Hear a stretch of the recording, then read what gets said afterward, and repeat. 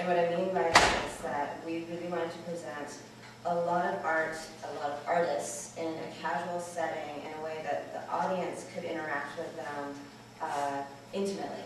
So we really were looking to break down the fourth wall and have the audience and the artists communicate with each other in a very casual setting. So there are several things that we did to make that happen. Our hours, so it was a 3-day event that was located in an empty storefront that we took over. The property owner gave us this storefront in kind to help raise the profile of the space that had been sitting empty. And we took over this space and we completely transformed it. We put in a bar, we put in 2 stages, we put in lighting and sound equipment, and essentially just made it into a theater club. And then we opened for 3 days from 6 p.m. to 2 a.m. So each day we were open for 8 hours. And the cost to get in was $5. And that $5 was cover. So once you paid that $5 for the evening, you could come and go as many times as you wanted. And we did that specifically so that people could enter into the space without it being a huge risk to them, even though what we were asking of them was very risky. So, their financial risk was very, very low, and they could try it on and not feel like they were put out if they didn't like what they saw. And the other thing is we didn't produce a schedule of performances that we were having. Pretty much you walk into the space and you saw what you saw at that time. And we had everything from kabuki to comedy to electronic music to a rock opera to across the board. It was pretty diverse. The caveat that we were working under is that all the artists need to work in some way with social issue. Speaking again to the 19th century cabarets that were really instrumental in forwarding movements in times of crisis. So it was a big event.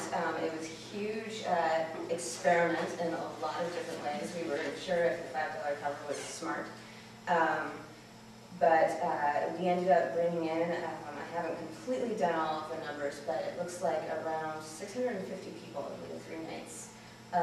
And each night we doubled attendance, essentially. So it really, I think a lot of things played into that. We ended up getting some really nice press. We did a lot of work ourselves, going around town doing kind of guerrilla marketing efforts, trying to get those audiences that are intrigued by things they don't completely understand, and letting them know that it was, really low cost. I think we got a lot of people that way. The fact that it was a mystery, kind of speaking to audiences that are curious, I think somebody said, but don't necessarily see themselves as art goers.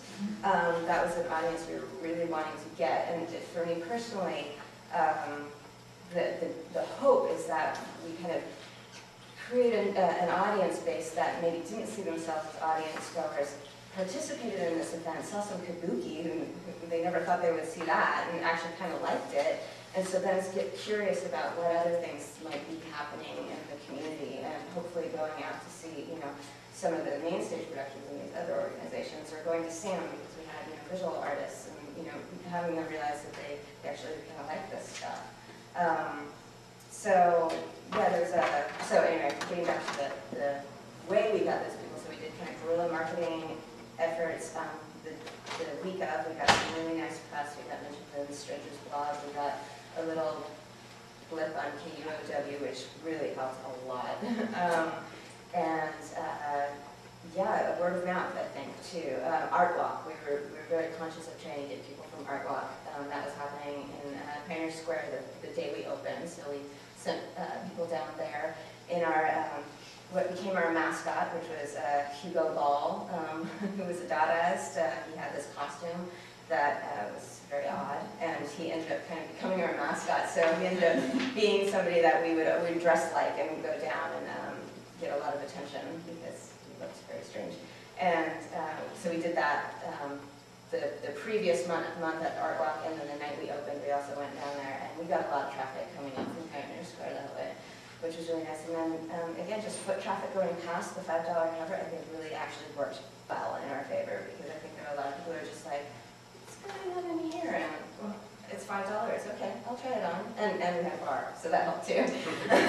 Because actually that was another big part of it, is that we wanted it to feel like a casual environment, that, you know, you could come in and you could engage in any way you wanted to. It wasn't like you had to sit down, wait for the curtain to rise, you know, watch the show dutifully, and then when it fell, you get up and walk, and maybe you talk about it at home. You know, our idea was that we really wanted the audience to engage then, now, with whoever was around them, whether it was somebody that just came off the stage, or somebody that they happened to be sharing a table with, or the visual artist that was near their work. You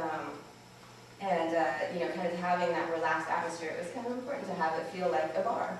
And actually the cabarets were bars, so that was part of the vision as well. So overall, I think it was an incredibly successful event, and it'll be interesting to see kind of where it goes. We want to make sure that it continues to be a pop-up like that, because it does engage those audiences that,